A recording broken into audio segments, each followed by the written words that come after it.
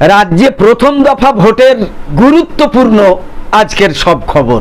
রাজ্যে প্রথম দফায় 152টা বিধানসভায় 1 ঘন্টা বাকি থাকতেই 90% ভোটদান।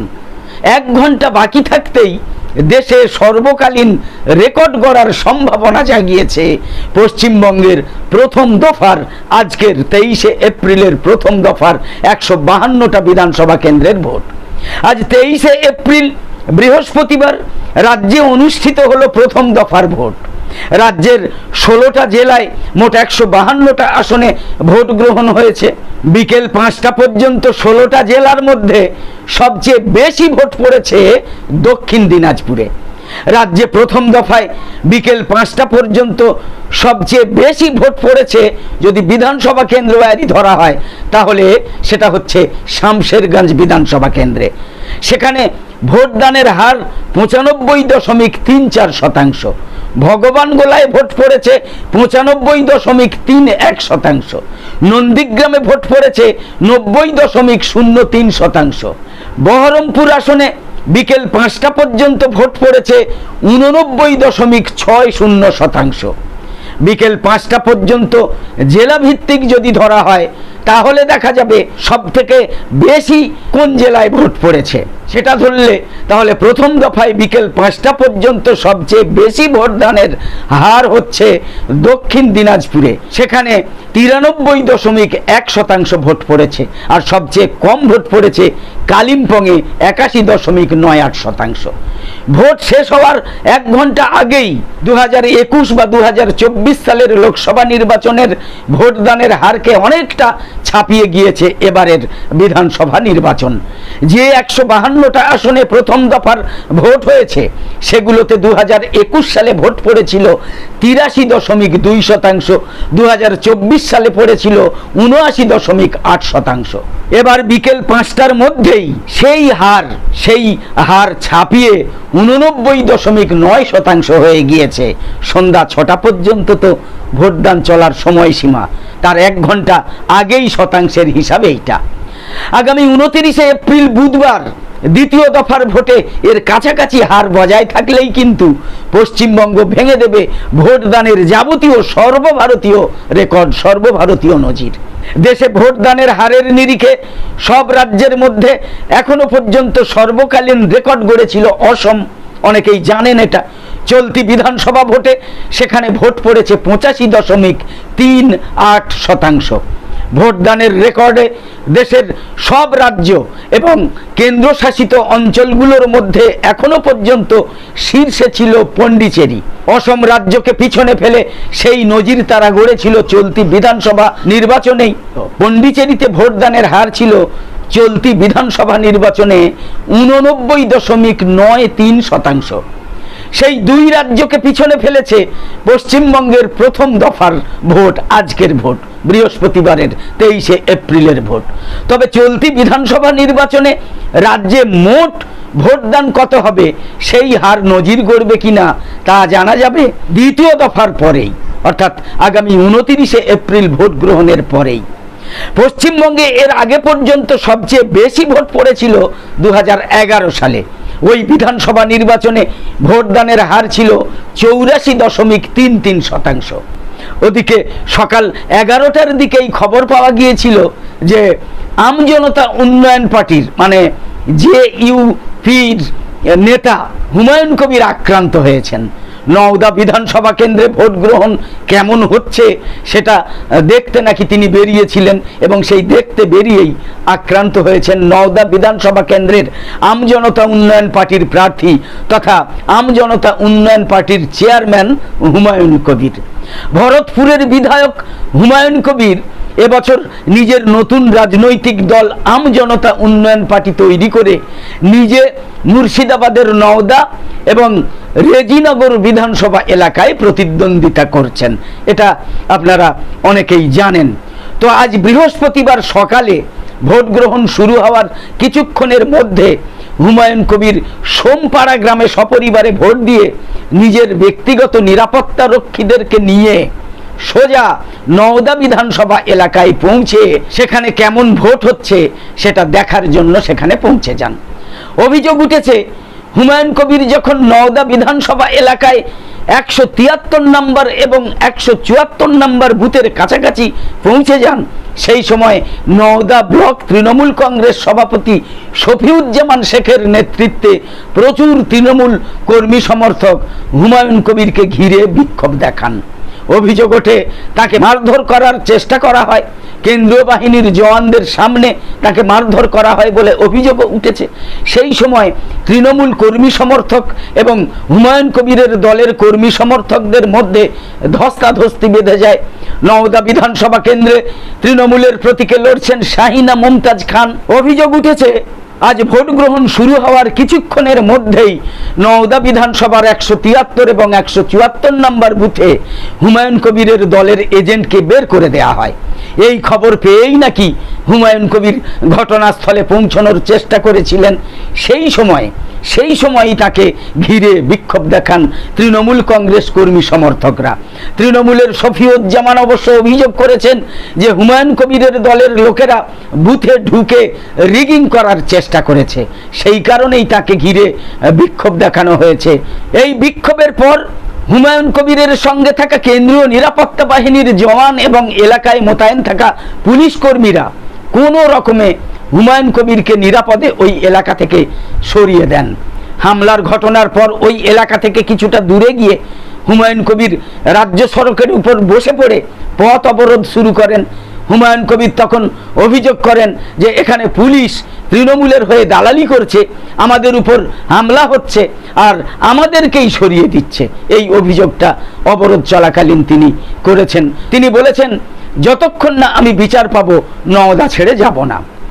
এরপর খবর হচ্ছে পশ্চিমবঙ্গ বিধানসভা নির্বাচন নিয়ে সুপ্রিম কোর্টের হস্তক্ষেপী সার নন্দলাল বসুর নাতিকে সস্ত্রীক ফিরিয়ে দেওয়া হয়েছে বুথ থেকে। ট্রাইব্যুনালের রায়ও তার মানে বিফলে গিয়েছে বলা যায়। সুপ্রিম কোর্টের হস্তক্ষেপ, ট্রাইব্যুনালের রায় সবকিছুর পরেও শেষ পর্যন্ত ভোট দেওয়া হয়নি চিত্রকর নন্দলাল বসুর নাতি এবং তাঁর স্ত্রীর। বোলপুরের ভোট কেন্দ্র থেকেই বাড়ি ফিরে যেতে হয়েছে তাদের।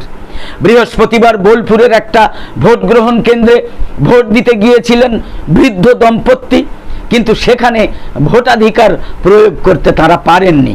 প্রাথমিকভাবে জানা গিয়েছে নন্দলাল বসুর নাতি সুপ্রবুদ্ধ সেন এবং তার স্ত্রী দীপা সেনকে ওই বুথের দায়িত্বপ্রাপ্ত আধিকারিক নাকি জানান যে ভোটার তালিকায় দুজনেরই কারো নাম নেই। বৃদ্ধ দম্পতি সুপ্রিম কোর্টের নির্দেশের অংশটা দেখালে সেটার মুদ্রিত অংশ দিতে বলা হয়। সেটা করার পরেও সুপ্রবুদ্ধ এবং দীপা ভোট দিতে পারেননি। অভিযোগ, তাদের বলা হয় সিউড়িতে জেলা শাসকের দপ্তর থেকে লিখিত অনুমতি নিয়ে আসতে হবে, তবেই তাদের ভোট দিতে দেয়া হবে। কোতলপুরের যমুনা গ্রামে বাড়িতে ঢুকে একাধিক বাইক ভাঙচুরের পাশাপাশি মহিলাদেরকে মারধর এবং তাদের কবরে ঢুকিয়ে দেওয়ার হুমকির অভিযোগ উঠেছে কেন্দ্রীয় বাহিনীর বিরুদ্ধে। খবর দৈনিক বর্তমান পত্রিকার, কলকাতা কেন্দ্রিক দৈনিক বাংলা বর্তমান পত্রিকার। এই ঘটনায় এলাকায় ব্যাপক উত্তেজনা ছড়ায়, এমনকি বাড়িতে ঢুকে গর্ভবতী মহিলাকে ভয় দেখিয়ে ঘরে ঢুকিয়ে দেওয়া হয় বলেও অভিযোগ ওঠে। ঘটনার পরই গ্রামে পৌঁছন কোতলপুরের তৃণমূল প্রার্থী হরকালী প্রতিহার। গ্রামের বাসিন্দা আশপিয়া বিবি বলেছেন, বাইরে কি হয়েছে আমরা জানি না, হঠাৎই বাড়ির উঠোনে এসে কেন্দ্রীয় বাহিনীর জওয়ানরা হামলা চালায়, প্রতিবাদ করায়, মহিলাদেরকে মারধর করে। এদিন হরকালী বাবু বলেছেন, কেন্দ্রীয় বাহিনীর জওয়ানরা বেছে বেছে সংখ্যালঘু বুথে অতি সক্রিয়তা দেখাচ্ছে, এমনকি জাতি তুলে অসভ্য ভাষায় গালিগালাজ থেকে আরম্ভ করে বাড়িতে ঢুকে ভাঙচুর মারধর করছে। পুরো বিষয়টা জানিয়ে নির্বাচন কমিশনের কাছে ইতিমধ্যেই অভিযোগ জানানো হয়েছে বলে তিনি জানিয়েছেন। 2021 সালের 10ই এপ্রিল বিধানসভা নির্বাচনে চতুর্থ দফায় ভোট গ্রহণ হয়েছিল, আপনাদের মনে আছে, কোচবিহারের শীতলকুচি বিধানসভা কেন্দ্রে। পরের খবর আর কি, ভোট গ্রহণ চলাকালীন গুলি চালানোর অভিযোগ ওঠে সিআইএসএফ জওয়ানদের বিরুদ্ধে। গুলিতে মৃত্যু হয়েছিল সেই সময় 4 জনের। কেন্দ্রীয় বাহিনীর গুলিতে 4 জনের মৃত্যুর ঘটনাটা ঘটেছিল শীতলকুচি বিধানসভার জোরপাটকি অঞ্চলের বেলতলি গ্রামের 126 নম্বর বুথে। বর্তমানে সেই 126 নম্বর বুথটা হয়েছে 129 নম্বর বুথ। তো 21-এর বিধানসভা ভোটে নিহতদের মধ্যে ছিলেন হাবিবুর মিয়া, সামিউল মিয়া, মনিরুল মিয়া এবং নূর আলম। প্রত্যেকের বয়স 22 থেকে 25-এর মধ্যে ছিল। তারা প্রত্যেকেই ওই বুথের বাসিন্দা ছিলেন। তার আগে শীতলকুচির 265 নম্বর বুথে তৃণমূল এবং বিজেপির মধ্যে সংঘর্ষের সময় গুলিবিদ্ধ হয়ে যার মৃত্যু হয়েছিল, তার নাম ছিল আনন্দ বর্মন। তিনি সেবারই প্রথম ভোট দিতে গিয়েছিলেন। 129 নম্বর বুথে ভোটার রয়েছেন এখন 917 জন। বিবেচনাধীন থাকায় ভোট দিতে পারেননি 63 জন। তবে এবারে কিন্তু ভোট হয়েছে শান্তিপূর্ণভাবে, নির্বিঘ্নে। ভোট কেন্দ্রের অদূরেই দুই সম্প্রদায়ের যুবকরা একসাথে মনের আনন্দে ভলিবল খেলেছেন বলে ছবিতে দেখা যাচ্ছে। ওদের মধ্যে কেউ কেউ আবার পরিযায়ী শ্রমিক, ভোটের জন্য বাড়ি ফিরেছেন ওরাও। এটা একটা সবথেকে বড় সম্প্রীতির খবর আজকের দিনে। প্রথম দফার ভোটে সবচেয়ে চাঞ্চল্যকর খবর হচ্ছে এবার ইভিএম মেশিনে তৃণমূলের বোতাম টিপলে ভোট যাচ্ছিল নাকি বিজেপিতে। মুর্শিদাবাদের বড়ৌয়ায় ইভিএম বিভ্রাট ঘিরে এই বিতর্ক তৈরি হয়েছিল।